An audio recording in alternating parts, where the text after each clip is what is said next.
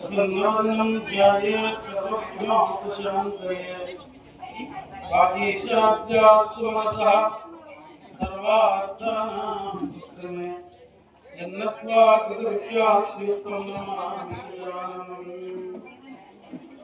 गोत्रियुक्त्वा चतुर्भ्यस्फटिकमणिमयी मोक्षमालान्दधाना हस्ते नेकेन पद्मं सितमपि च सुखं पुस्तकं च फलेन भासमाना समाना सा मे वाग्देवतेयं वसुजोदने सर्वदा प्रसन्ना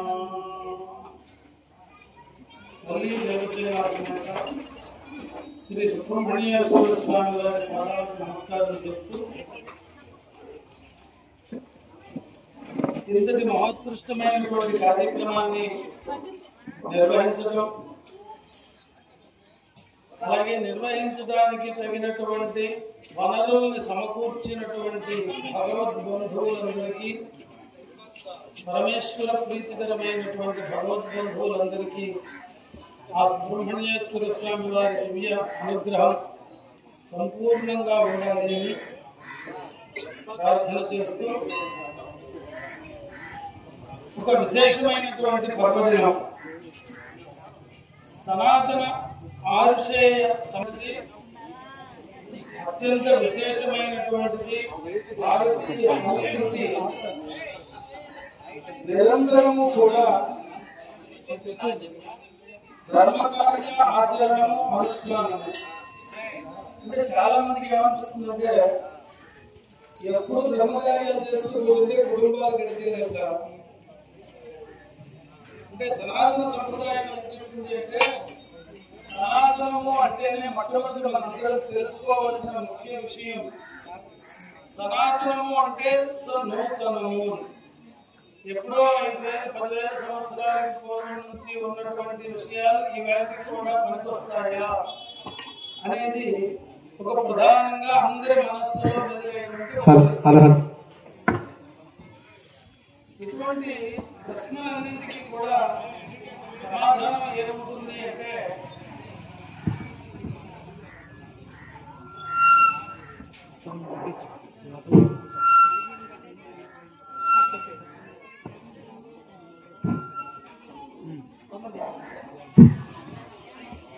ఇటువంటి ప్రశ్నలకు దీనికి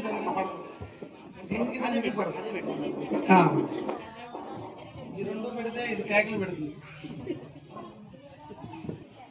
స్కాంద పురాణంలో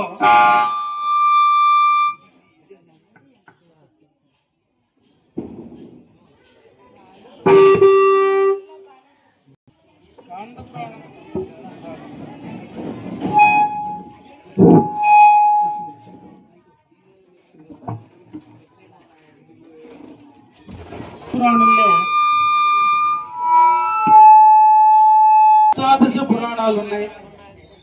అష్టాదశ పురాణాల్లో కూడా అనేకమైనటువంటి విషయాలను మనకి వ్యాస భగవానుడు చెప్తూ దాంట్లో ముఖ్యంగా స్కాంద పురాణం. ఈ స్కాంద పురాణంలో స్కందుని గురించి కుమారస్వామి, స్కందుడు, సుబ్రహ్మణ్యుడు, షణ్ముఖుడు ఇలాగా అనేక నామములతో ఉన్నటువంటి పరమాత్మ శ్రీ సుబ్రహ్మణ్యేశ్వర స్వామి. మనం మొదట్లో చెప్పుకున్నట్లుగా సనాతన ఆరుషేయ సంప్రదాయంలో అతి ప్రాముఖ్యతను పొందినటువంటిది సుబ్రహ్మణ్య ఆరాధన. ఎందుకని సుబ్రహ్మణ్య ఆరాధనానికి అంత ప్రాధాన్యం ఉంది అంటే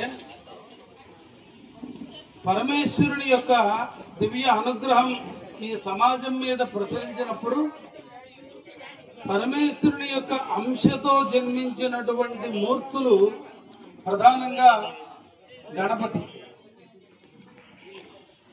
అంటే వీరికి మనలాగా గర్భం ధరించి సంతానం కల్పించడం అనేటువంటి ప్రక్రియ దేవతామూర్తుల్లో ఉండదు. పార్వతీదేవి యొక్క శరీరం నుంచి వచ్చినటువంటి నలుగు పిండితో తయారైన వాడు గణపతి. ఆ గణపతిని మనం ఆరాధన చేసినప్పుడు విఘ్నాలకి అధిపతి ఎవరు? సమస్తమైన విఘ్నములని తొలగించడానికి, కార్య అనుకూల్యతను కల్పించడానికి ఎవరున్నారు? మనకి ఒక ఆధిపత్యం కావాలి, గణాధిపత్యం కావాలి అంటే గణపతిని గణాధిపత్యంగా మనకి ఏర్పాటు చేశారు. మనలో ఉండేటువంటి అరిషడ్వర్గాదుల్ని తొలగించి మనల్ని మంచి మార్గం వైపు పయనించేటట్లుగా ఉండడానికి ఒక అధిపతి కావాలి అంటే సేనాధిపతి. ఎవరికి సేన అంటే దేవసేనాధిపతి. మనం ఇక్కడ వల్లి దేవసేన ఇద్దరు అమ్మవారిని చూస్తున్నాం. దేవసేన అంటే ఏ దేవతకైనా మన సనాతన సంప్రదాయంలో చూస్తుంటాం. చాలా మందికి ఇద్దరిద్దరు భార్యలు ఉన్నారు ఏంటండి అని ఒక సందేహం. సిద్ధి బుద్ధి గణపతి అనుకున్నాం.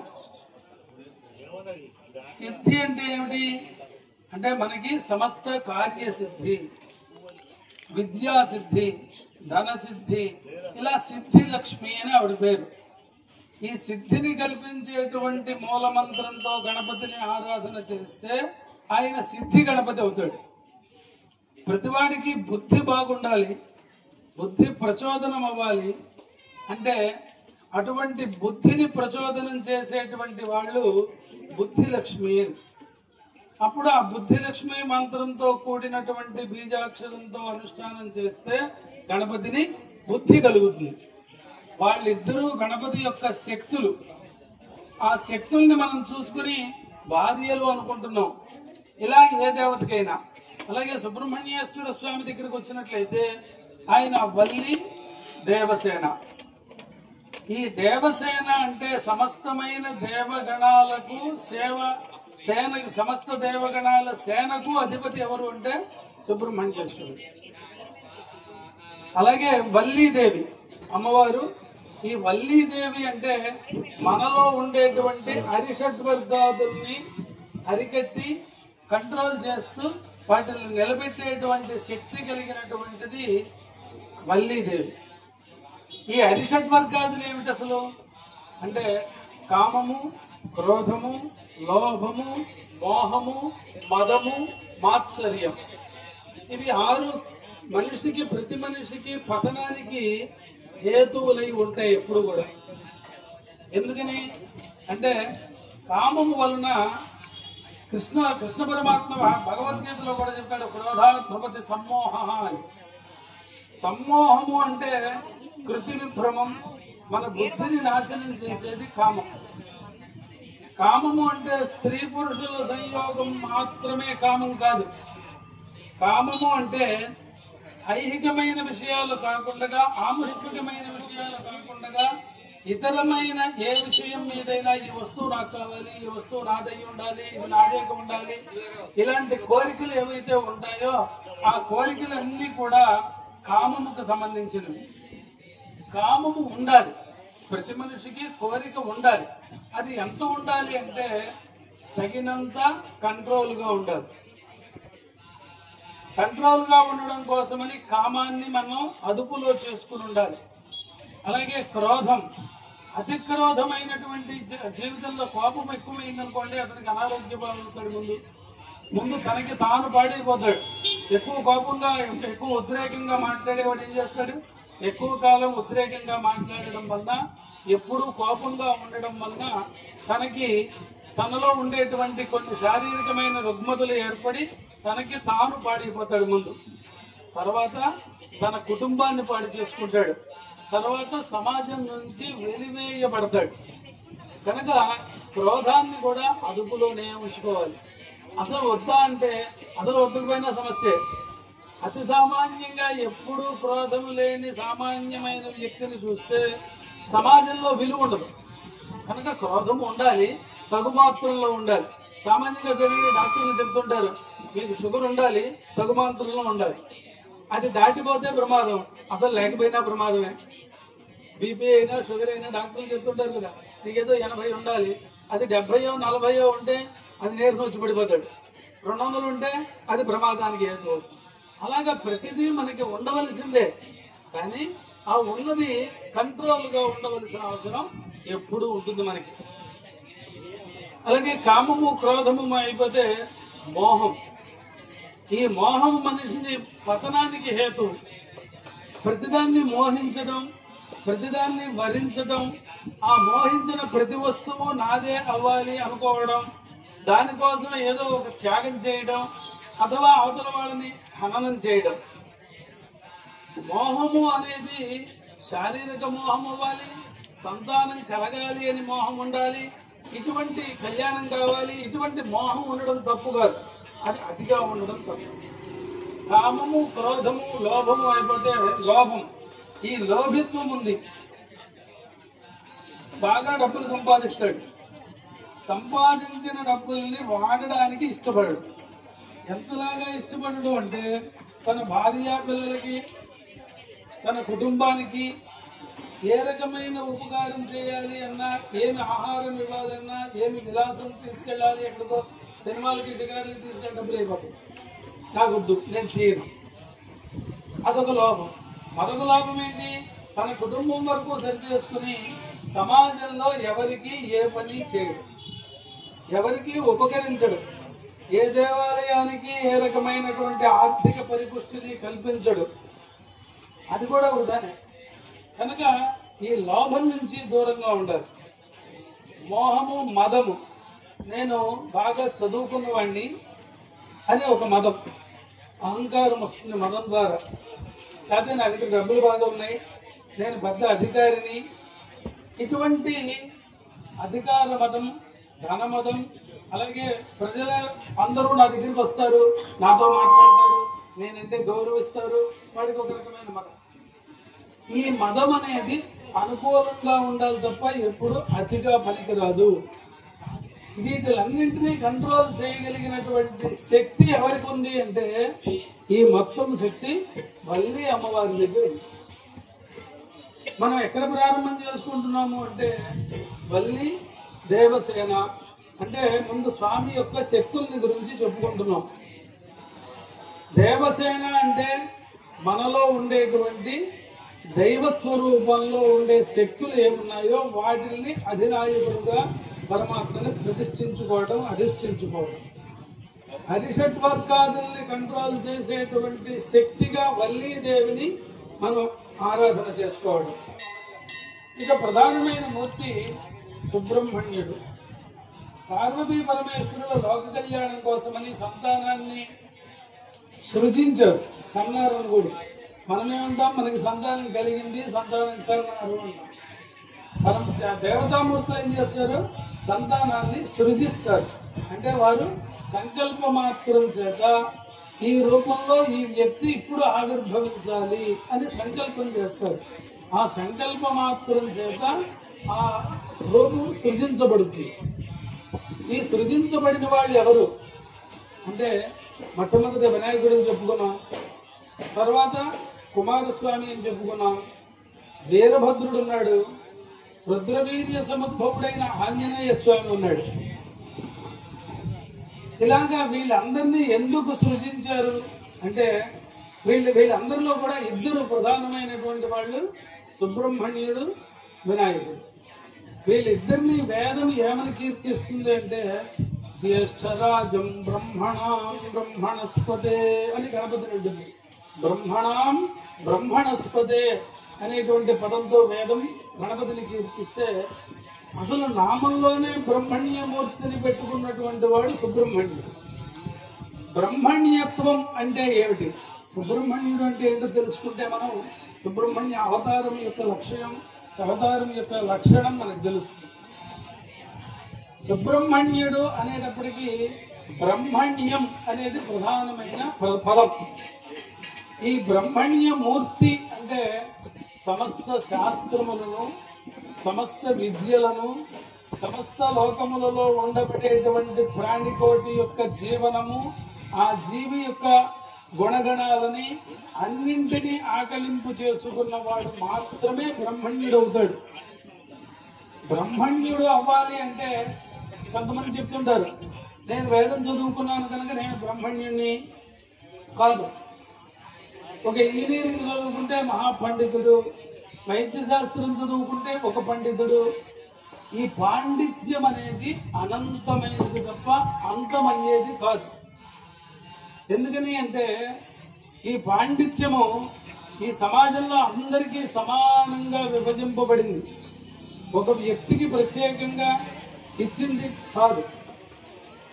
ఈ సమాజంలో చూడండి, ఒక పెద్ద అధికారి ఉంటాడు, అధికార దర్పంతో ఉంటాడు, నేను ఏదైనా చేయగలను అనుకుంటాడు. వాళ్ళ ఇంట్లో కరెంటు స్విచ్ పాడైపోయిందని కూడా ఆయన ఏమైనా చేయగలరా? ఎవరు చేయాలి? వాడి మెకానిక్ రావాలి, వాడికి చదువు రాకపోయినా వాడే రావాలి, దాన్ని బాగు చేయాలి. మరి ఇప్పుడు ఇంకేమొచ్చినట్టు? ఒక వేద పండితుడు ఉన్నాడు, అబ్బో అద్భుతం అంటే ఆయనకు తెలియనివి ఏం లేవండి అంటావు.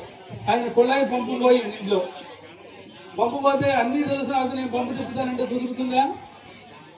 కనుక ముఖే ముఖే సరస్వతి. ఈ విద్య సర్వవ్యాపకమైన సమాజం.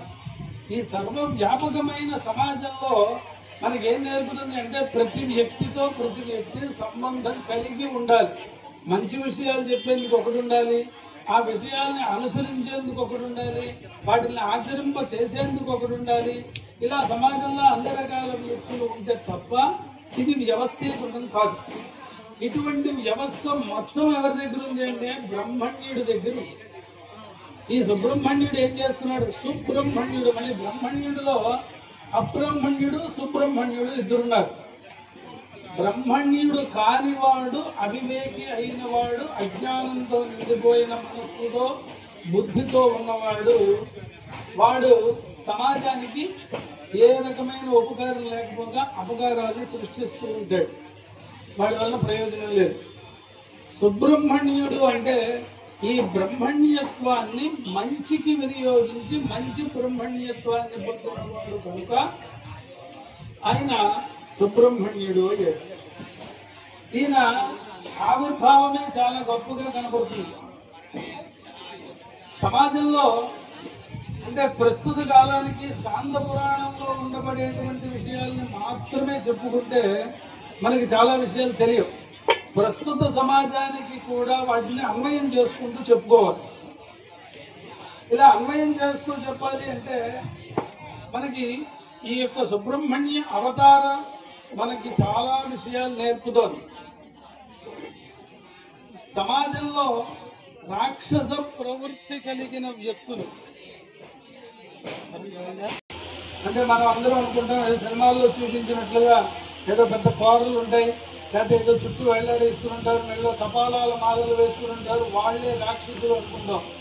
రాక్షసత్వం అనేది మనిషిలోనే పుట్టింది, మనిషిలోనే పెరుగుతుంది, మనిషి నుంచే సమాజం వ్యాప్తం అవుతుంది. ఏమిటి రాక్షసత్వం అంటే మనం బాగుండాలి అని కోరుకోవడం దైవత్వం, తప్పులేదు. పక్కవాడు బాగుండకూడదు, వాడు పాడైపోవాలి అని కోరుకుంటే అది రాక్షసత్వం. రాక్షసత్వాన్ని మనం పొందకుండా ఉండాలి అంటే రాక్షస ఆలోచనలు మన మనసులోకి ఎప్పుడైతే వచ్చినాయో ఆ రాక్షసుల్ని అంతం చేయడం కోసం దేవతా గణాలు ప్రయత్నం చేస్తూ ఉన్నాయి. ఇక్కడ మనం సామాజికమైనటువంటి మనుష్యులతో ఆలోచన చేసినట్లయితే సమాజంలో ఎలా అయితే రెండు వర్గాలుగా ఉంటారు, ఒక వర్గం వారు సమాజ హితం, ఒక వర్గం వారు సమాజానికి కష్టాన్ని కల్పించే వ్యక్తులు. సమాజానికి కష్టం కల్పించే వ్యక్తుల్ని ఈ సమాజ హితం చేసేటువంటి వ్యక్తులతో దెబ్బలాట జరుగుతుంటుంది. ఇదే దేవదానవ సంఘర్షణ.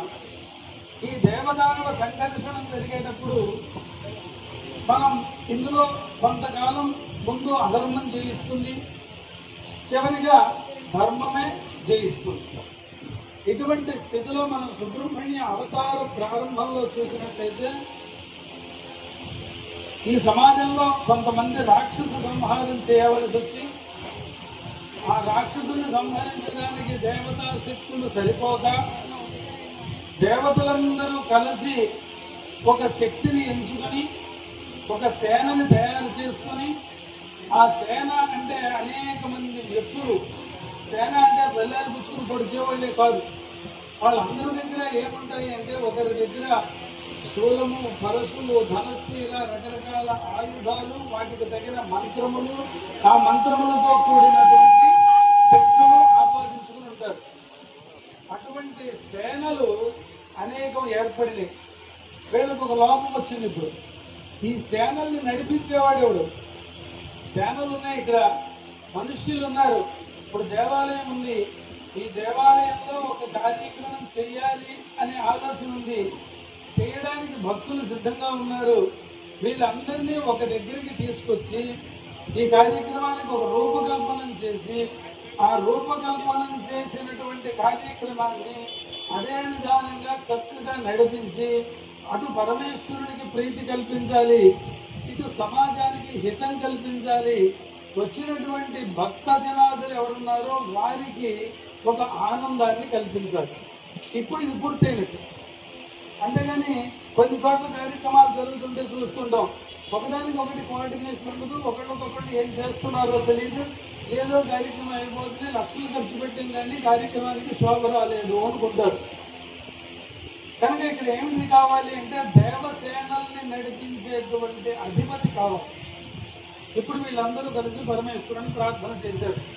మా అందరికీ ఒక సేనానాయకుడు కావాలి, ఆ సేనానాయకుడిని ఎవరినో నీవే చూపించాలి. ఇప్పుడు అనగానే ఆయన తనలోని ఒక శక్తిని తీసి గంగాదేవి యందు ప్రవేశపెట్టారు. అంటే ఈయన గాంగేయుడు అని పేరు. ఎవరికి? సుబ్రహ్మణ్యేశ్వర స్వామికి గాంగేయుడు అని. అంటే గంగకి పుత్రుడుగా జన్మించాడు కనుక గాంగేయుడు. ఈ గంగాపుత్రుడైనటువంటి గంగకి ఎప్పుడైతే రుద్రుని యొక్క తేజస్సుని ప్రసరింపజేశాడో, ఆ గంగాదేవి అంటే మనకు తెలుసు కదా, గంగ అంటే నీటిలోకి రుద్ర తేజస్సు ప్రవేశిస్తే నీరు అంతా కూడా చాలా ఉష్ణంగా తయారైపోయింది, చాలా వేడిగా తయారైపోయింది. వేడి నీరు ప్రవాహం చేస్తుంటే మొక్కలు ఎక్కడ బతుకుతాయి, మనుషులు ఎట్లా బతుకుతారు, జీవకోటి ఎలా బతుకుతుంది? ఇదంతా చాలా పెద్ద సమస్యగా మారినప్పుడు మరలా ఈ మునులు తపస్సు చేస్తూ వీళ్ళందరూ వెళ్ళి మళ్ళీ పరమేశ్వరుని ప్రార్థించారు. ఏమయ్యా, దేవసేన నాయకుడు కావాలి అని అడిగాము, నీవేదో ఒక తేజస్సును తీసి గంగకి ఇచ్చావు, గంగ ద్వారా ఆవిర్భవిస్తాడు అని చెప్పావు. ఆ ఆవిర్భావానికి ముందు వచ్చినటువంటి విపత్కరమైన స్థితి ఏంటంటే గంగ ఉష్ణోదకం అయిపోయింది, వేడి నీళ్ళు అయిపోయింది. ఇప్పుడు ఈ వేడి నీటిని సమాజం భరించలేదు.